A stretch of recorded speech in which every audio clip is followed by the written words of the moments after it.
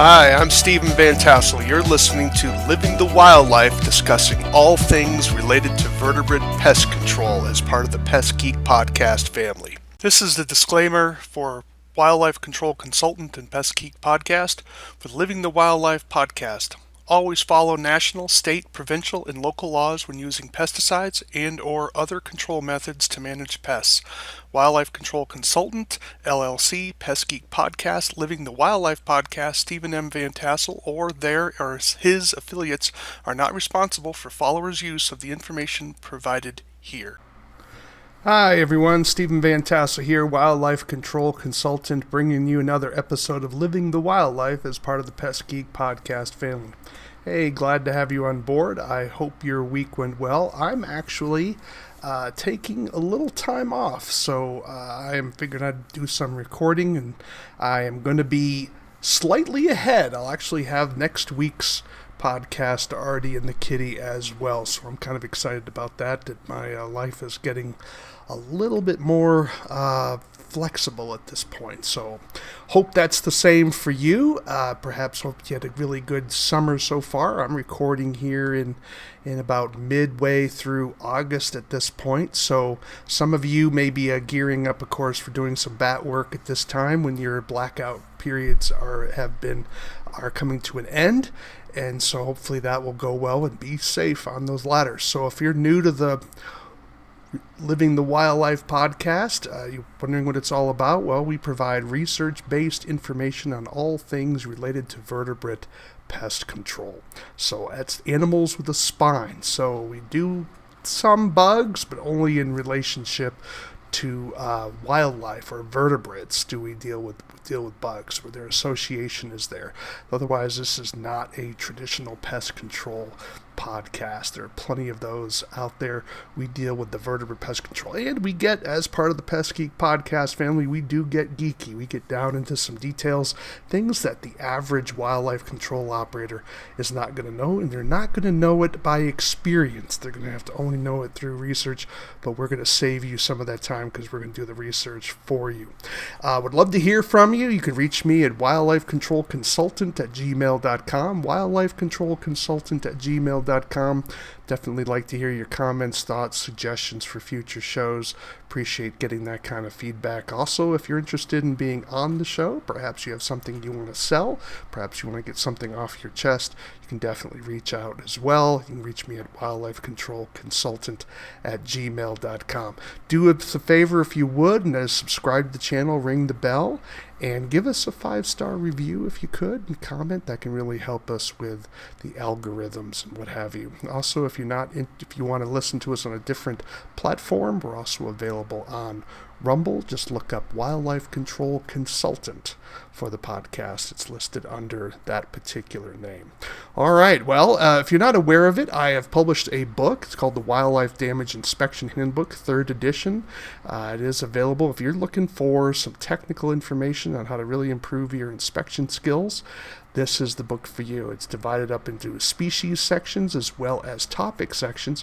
It gives you a theory of doing and performing inspections, and talks about different things like identifying bones and tracks and scat and principles like that. And then it gets into species sections where we talk about where several pages that really drill down into some of the sign and evidences of different animals, because the first step in IPM, of course, is identifying the animal. If you don't have the animal identified properly, you could be wasting a great deal of time. So that is available. You can check it out on our website at wildlifecontrolconsultant.com. All right. Well, what's this week's topic going to be about?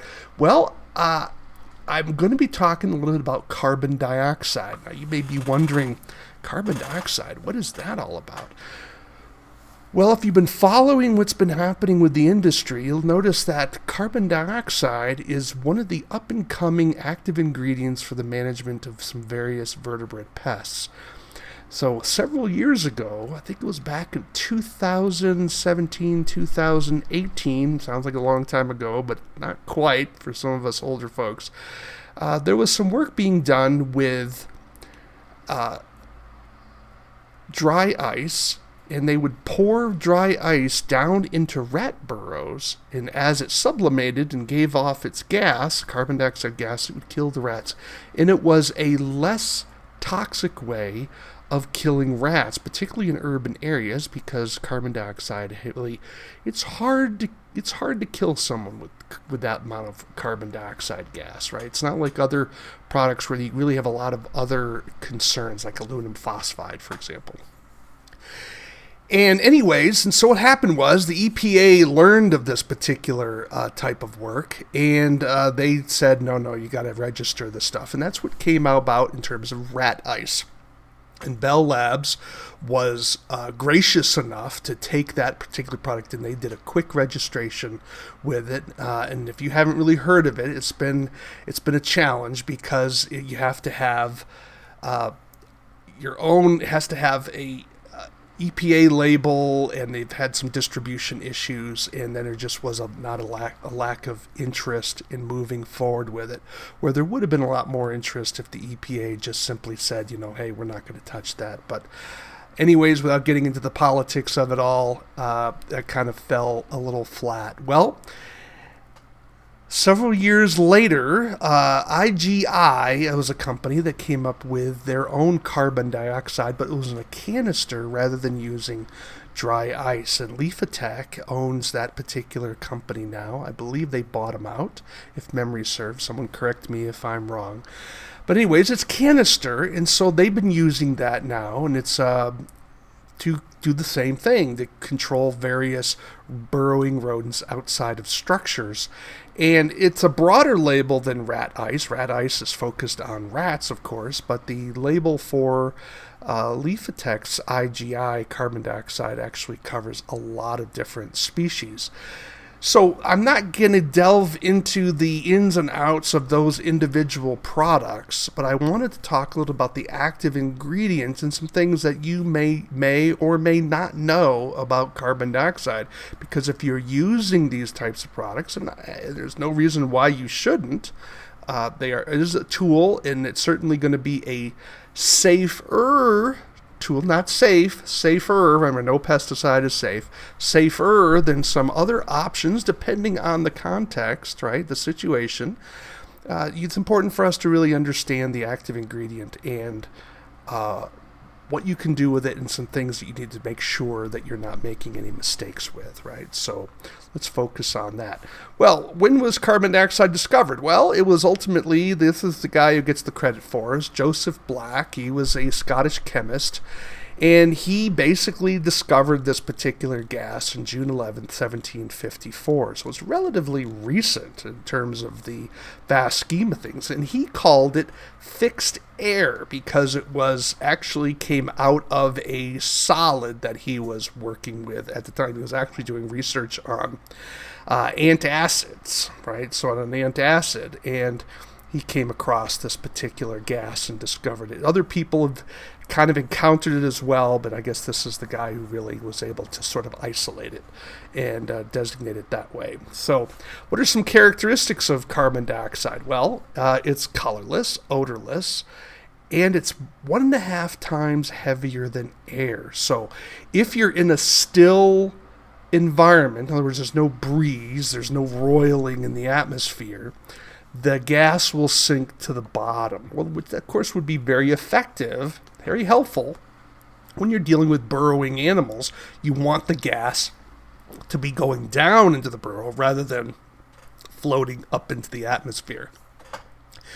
Interestingly enough, carbon dioxide does have a reaction with certain metals, right? So this would be magnesium, zirconium, titanium, aluminum, chromium, and magnesium, of course, are ignitable and explosive when they are suspended in carbon dioxide, which is kind of interesting how that occurs. So if you're around any of those things, make sure you're not releasing carbon dioxide.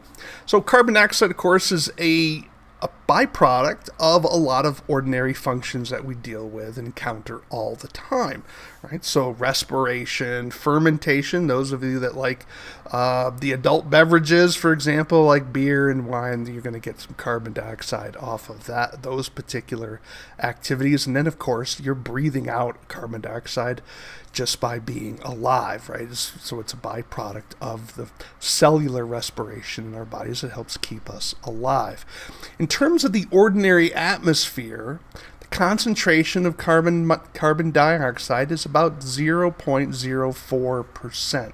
Now compare that with the levels of oxygen in the atmosphere, which is around 21%. It's not quite, it's got a little give or take there.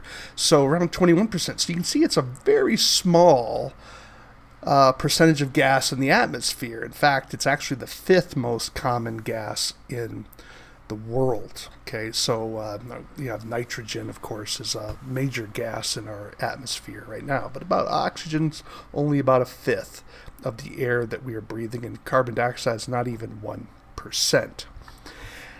But there's some dangers with carbon dioxide, right? So because it's heavier than air, it can collect in low-lying areas, and particularly in these areas of confined space, in a phenomenon called hypoxic syndrome, or confined space hypoxic syndrome.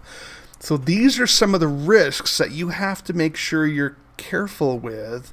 And this is why you need to follow label directions about how close you can get to buildings when you're using carbon dioxide, right? Because if there's cracks in that foundation, then you could have carbon dioxide leaking down into that particular enclosed space, confined space. And for a lot of adults, it's hard, it takes a little bit to poison them, right? We'll talk a little about that in a minute. But when you're dealing with children who are already lower to the ground than a full adult, and their respiration rates are faster, and they don't have the same level of capacity that an adult would have, then they're obviously going to be more at risk. So I'm not trying to create paranoia here. I mean, carbon dioxide, it's pretty hard to screw up if you're following label directions, right? But we just want you to think about, where could that gas be going? Is there a place, that it could be sinking into, maybe that you didn't think about? Is there a lower level, like a basement, a crawl space, where the gas could collect, right? So these are things to just sort of keep in the back of your mind.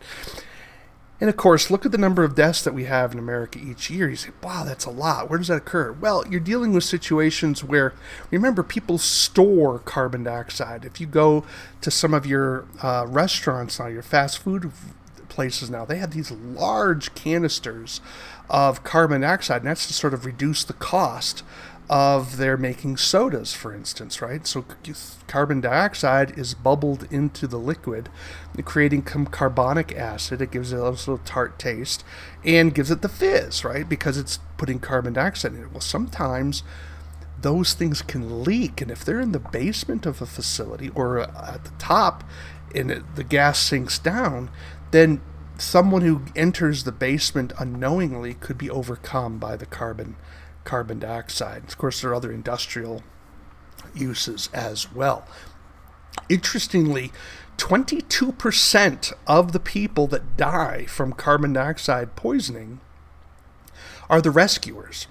So if you see someone laid out on the ground in a lower area, quasi-confined space, you got to make sure, is there a gas here that I can't smell or see that could be causing that particular issue? Because some firefighters can get into trouble with this as well, because of course they are often first responders.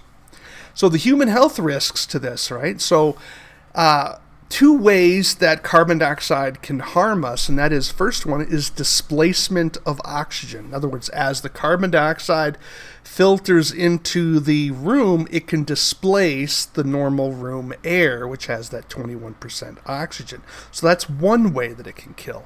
But carbon dioxide on its own, if we are inhaling it, has its own toxic qualities, and that can raise problems for us as well. So there's two ways that we can be killed by carbon dioxide, which is sort of interesting. Of course, other injuries that can occur with carbon dioxide, of course, would be if you're dealing with dry ice. It's incredibly cold, so you can get frostbite and freeze burns from handling it if you're not wearing the proper protective equipment.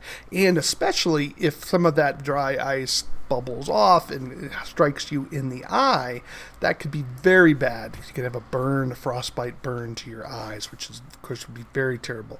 One document I read said you should be going to the hospital and seeing medical attention if you get frostbite. So that's why sometimes they'll tell you wear your protective eyewear, right? So not just ordinary glasses, you got to be thinking about protective eyewear so that you don't get that into your eyes. So those are some concerns there. Now, in terms of what levels can we be exposed to? Well, according to the time-weighted average, we can be exposed to 5,000 parts per million. But in terms of the permitted exposure level, that is also at 5,000 parts per million. So time-weighted average level, permitted exposure level, they're both identical there. Now, what are some of the early signs of carbon dioxide exposure? Well, understand, makes sense, headaches. And part of that's because there seems to be a vasodilation element to carbon dioxide. So when we start taking too much carbon dioxide, sometimes our veins will begin to expand, and that can often give us a headache. That's what happens like when you stop taking caffeine, for example. You start getting caffeine's like a vasoconstrictor, so when you're not getting the vasoconstriction, you can sometimes get a headache from that. At least that's what I understand. Dizziness, of course, restlessness, tingling in your hands, right? When you start having anoxia, when you're not getting enough oxygen in your body, you start getting tingling, often in your extremities. Difficulty breathing, which is dyspnea. Sweating, you start feeling bad, at malaise, just something isn't quite right. Of course, your body's reacting to the lack of oxygen that you're having by increased pulse, and of course frostbite when you're encountering the coolness of either the liquid carbon dioxide or the ice component of carbon dioxide when it's frozen, as in dry ice. So how about some percentages? Can we put some numbers here on it? Well, if the levels of carbon dioxide in the atmosphere are over 5%, we start experiencing respiratory acidosis. And that's just a fancy word meaning that our blood chemistry is getting put off kilter a little bit, because we're not able to blow off that carbon dioxide. So when we're having too much carbon dioxide in our system, it raises the acidity level of our blood, and then our body has to start to compensate for that increased acidity. Above 10%, when carbon dioxide gas reaches 10% levels, we can enter into convulsions, coma, and even death. If we enter a room with over 30%, we lose consciousness in seconds. In fact, less than a minute, we could be dead. So you walk into a room with 30% carbon dioxide in it, we can be unconscious in under a minute. So this is what happens. And they found that with people who are victims of carbon dioxide poisoning, and by the way, this is dioxide, not monoxide, right? Monoxide is incredibly more poisonous and dangerous than carbon dioxide, but carbon dioxide can harm us as well. That people were overcome so quickly they didn't even have enough mental wherewithal to open a door to let fresh air in. So this can happen incredibly fast at this kind of level. This is why it's going to be important for you to be careful where you're storing your carbon dioxide canisters, right? As can be understood, different people have different tolerance levels for carbon dioxide. In fact, one document I read said that as you get older, your tolerance for carbon dioxide levels actually decreases as you get older as opposed to when you're young. Those of you that smoke, you're going to have a higher tolerance of carbon dioxide levels than people who don't tolerate. Now, it's not an excuse to smoke. It just means that you've been exposing your body to higher levels of carbon dioxide, because one of the byproducts of burning tobacco and other products is going to be carbon dioxide. So your body has to sort of make some compensations in that regard. Notice the fatal cases when they were doing research on these places on these folks that unfortunately succumbed to carbon dioxide poisoning. Notice the range here, 14.1% to 26% carbon dioxide. So it didn't even reach the 30% level in some of these cases, right? So keep this in the back of your mind. We want to be careful. We don't want to be paranoid about carbon dioxide, but we want to be careful with our handling of it. So, repeat. High concentrations of carbon dioxide can lead to respiratory arrest and death. Exposure within 60 seconds can give us respiratory arrest, and we're going to be unconscious. Dry ice, when we're using it, of course, it all depends on the volume of dry ice, can release a lot of CO2, right? So it's that because it goes from a solid and then goes immediately to a gas, and there can be a lot of carbon dioxide being released in dry ice. So it's important to be careful if you're using dry ice to treat that. Don't just think, oh, there's only a little bit here. There could be a larger volume of the gas of CO2 than what it appears in its solid form. Okay, so keep that kind of caution in mind. This is why we want to be reading the label, following the label, and just not exposing ourselves more than we need to. We also need to be careful with the canisters, right? So these canisters, if you're using the gaseous form of carbon dioxide in your work, those are under tremendous pressure. So we want to be sure that we're handling them safely. If you're transporting them back to your facility, ideally you want those stored in a building or in a room that's away from where people are living. That's just like with any pesticide, right? You don't want to be storing them in the same structure you're living in. And you'd like to have it in a building where it has its own ventilation, right? So that if there is a leak to that canister, highly unlikely, but if there is, that it's not going to be filling that up, or there's a way for that gas to be bleeding off so that when you come into the room, you're not going to be overwhelmed with carbon dioxide. Again, this is an abundance of caution here, right? If you're transporting them or storing them, you always want to make sure that those canisters are in the upright position. Don't lay them down on their side. You want to keep them in their upright position. They need to be secure, because the top, if that breaks off, you have a missile. And so we have stories in the EMT world where oxygen tanks, and those tanks can be under 2,000 psi, that when the top was broken off because someone dropped it, it can fly through ambulances and go through ambulance walls. And the only thing that stopped it was the engine block, right? And if you're in the path of that, it's going to kill you, right? And so you want to be careful with these things. They're under pressure, and so you want to make sure that they're not going to be damaged. And then when you're transporting them again, you want them in a well-ventilated vehicle. That's why when you see these vehicles on the road, they never have a cover over them, right? They're always exposed to the air, and that's part of that because they're going to be secured down, right? They're tied down, so they're not going to be flying around if he hits the brakes hard. But if there's a leak, there's plenty of air for all that stuff to dissipate with, and that's what you ultimately want to do when you're handling with your carbon dioxide. If you're using it as a fumigant, of course, you want it targeted to that animal, but you don't want it going off into other things where it could have an untoward effect. Well, that's about all I got to say about carbon dioxide. There is more to say, but that's all I'm going to say here today.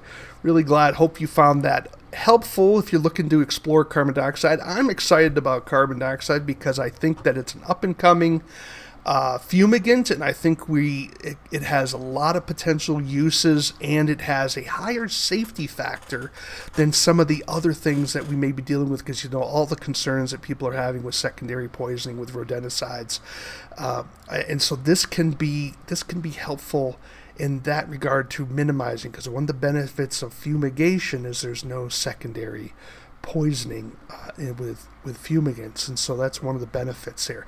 But that's all for another presentation. Perhaps if I do a little bit more work, we can come back to carbon dioxide and take it to yet another level. But definitely check it out. I'm really kind of excited about some of the things that Leafatech is doing. I'm not getting paid by Leafatech. I'm not being paid by Bell Labs.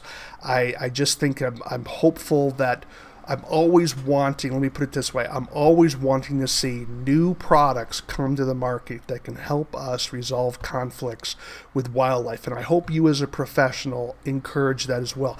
Even niche products, maybe a product only has one use, that's still a benefit, right? We don't need less tools in this field. We need more. And so I'm always grateful for companies because it's expensive and it costs them a lot of money. And definitely keep that in mind. It's not easy coming up with products.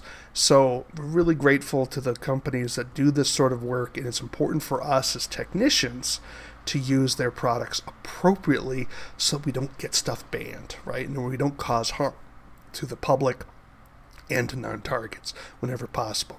Well, that's it for that. So you've been listening to Living the Wildlife as part of the Pest Geek podcast family. Really glad to have you on board. Do take a few moments, if you would, to subscribe to the channel, give us a 5-star review, and give us and also ring the bell so you can be made aware of new shows that come down the pike. Definitely check me out over on Rumble. You can visit me at Wildlife Control Consultant.